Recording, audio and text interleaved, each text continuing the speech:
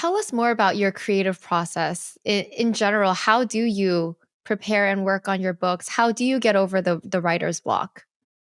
I struggle with it all the time. That is actually the book that I'm writing right now is all Okay, what about. is it about? It's about how all of the hacks that I've learned to deal with, first of all, with having like a neurospicy mind and how to continue to create even during those periods of time. And I keep this like these physical books and I will write down every time somebody shares a tip with me because there are so many things out there that maybe don't work for you, but then something hits and you think, oh, this is what I really need.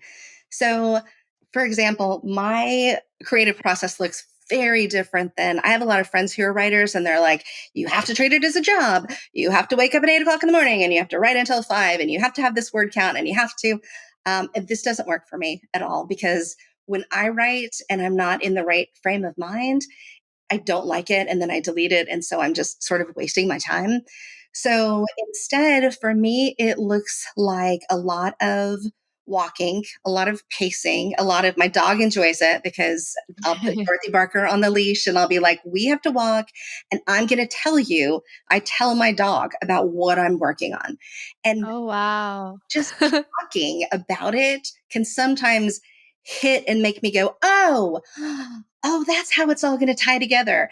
And what's funny is Oh. sometimes I'll be, and I make sure I only stay on my street because I never know when the muse is going to hit. But when it does, I run back inside, run to my computer, and I type as fast as I can because I never know how long it's going to last when like my ADHD is going to go, whoop, it's all gone. And my whole family, they know this look of when they're like, hey, do you, and they're like, oh no. And they're like, oh, doesn't happen very She's in the fervor, just like this. exactly. Wow. And then there's also lots of little things. Like one of the things that I write about is, so there's this thing called body doubling, which can be really helpful. And it is not the same thing as doppelganging, which is when your evil twin is haunting you and trying to kill you. Don't do that. But body doubling is basically where you have somebody come and be with you when you're doing something that's hard. And they're not helping you, but just having them. And maybe you're cleaning out, a room that's just filled with stuff and you cannot do it and you're so tired. But if you have someone in there with you, even if they're just playing on the phone, it reminds you that you're there. It keeps you from being distracted. Very often, when my kid comes home from college, I'll be like, hey, I've got writing to do. You want to body double with me? And they'll open up their laptop and they'll be doing their chemistry homework. And I'm working, and it keeps me at my computer. And one of the other things that I found that's very, very interesting and sounds absolutely ridiculous. But like I say, you don't know until you try it. And if you try it and it doesn't work, then, keep looking. But there are these things that they're basically like Zoom quiet hours for writers, and they're available pretty much all over. So you just go online and find one and you open up your Zoom and you will see all these people also typing. And in the Wow. chat, you can go in and say, hey, what's the word for, whatever this is? And somebody might go in and say, oh, it's this. But there's something about looking up and seeing I'm not alone. There's other people Yeah. also working. And I think that's probably what people who aren't introverts do at Starbucks. But I am an introvert. And for me, every time I see and people are like, you should go to someplace, I'm like, no, that would be awful. The entire time I would be like, are people looking at me? I feel so dumb. Why do I have my laptop out? Does somebody want this chair? You know what? I'm an introvert and I love those tips because I also work from home alone. And you're right. When nobody's watching you, it is so easy to get distracted and you end up not doing anything. And it's true, just having a presence there, just another person there keeps you accountable. And I love that like silent Zoom idea that like these are really great tips. They're fun and they are things that I have worked very hard to. I always just call it my toolbox and I always because I talk to a lot of writers and artists, and I'll ask them or email them and say like, what's the hack that you have? What's the thing that And they all have such different ones. And they like, Yeah. Maureen Johnson has one of those. It's like a cookie jar, but it's a timered cookie jar. Where it's supposed to be, you set the timer and you can only have the cookie when you want it. Except she takes her phone when she's working and she puts it in there and she sets it and she turns it and she's Oh, like, "Well, now I can't be distracted." Um, right. I couldn't do that, but I love the idea of it.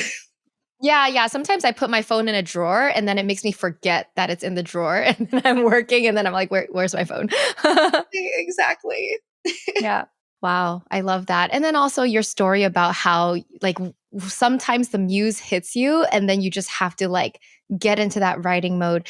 Tell me how much of your writing is created in those modes? Is that like most of your writing is in those modes or do you have another mode where it's more like methodical, let me just type it out calmly? I'm curious because it's like how sometimes people are super creative and that's really a productive mode, but I'm curious how much of your creativity happens there. When it comes to humor, 100% has to be that. Oh. And it may be where I'll write one page in a week. So that's the reason why that process to me can be very slow. And especially I'll walk around with where I'm like, I have this story to tell, and I really want to tell the story, but what's the best way to tell it? And I walk around with it, and I'm constantly fiddling with it over and over, and then all of a sudden I'll be like, oh, what if I do it chronologically? What if I do it as an open letter to myself? What if I do it as, and whenever Wow. that hits, then I've got it. But if I'm writing, This is the creative brain. I yes, love it. but if I'm writing something that is serious, then very often it's a little bit easier to do it, you know, to sit down and do it. The other thing that I'm sure other writers get the same thing, but a lot of times when I'm dealing with something that's really hard, it feels like I can't process it until I write it, that it doesn't Mhm. exist until it's on the paper. And then I can say, oh, this is what it really meant. And this is how I find value in it. And also just being able to just shut the page, which, my husband, he doesn't really, he really tries to, but he doesn't really get mental illness. And so sometimes I'll have these hyper fixations about really dark, negative things, or, things that are happening in the world that I can't stop worrying about. And so I'm like, here's what I need to do is I need to hyper focus on it long enough to write about it, find out everything about it, put it down, even if nobody reads it, just put it down so that it can exist on paper so it doesn't exist in my head anymore. And he's just like, but just don't think about it. Just don't, No. just don't. And I'm like, no, it doesn't work that way. Um, Yeah.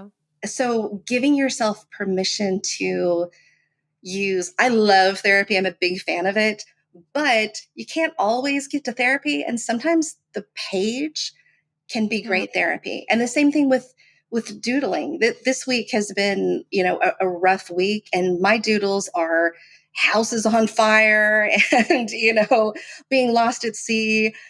Because that's just kind of how I feel. And I know next week I'll probably be like, everything's okay, it's all good. But until I get that out in a cathartic way, until I really allow myself to feel it, then I can't get past it. Yeah. I can totally relate. I'm a huge journaler. Like it's just such a great tool for expressing your emotions and getting those thoughts out of your head. So do you keep a lot of journals and keep a lot of writing that's separate from blogging and books? I do not, they're not really journals. Okay. They are usually, a lot of it is my notes in my phone. Uh, very odd. I have my notes are filled with, first of all, they're filled with an awful lot of stuff that I just look at and I go, what did that mean? I had one the other day that said, buy wine for babies. I was like, why do babies need wine? But then I also have a lot where I'll think, oh, it would be a great story. And I always think, I'll write it down later. I'm not going to write it down later. So instead, I pull up my notes and I'm like, okay, this is going to happen and this is going to happen. And then in the end, something else happens. And so I have thousands of notes of different ideas, or here's what I was thinking when I read this book, or and then later I can go through and say, is this worth developing? Is this worth Mm. And especially because sometimes you might look at something and think, this is really important to me. And then a week later, it passes and you go, you know what? It really wasn't actually. That was maybe I was, dealing with some depression. I was dealing with some anxiety. And so it allows me to kind of put a bookmark on pain or joy or whatever it is to say, you can come back to this. And then it sort of frees up my brain.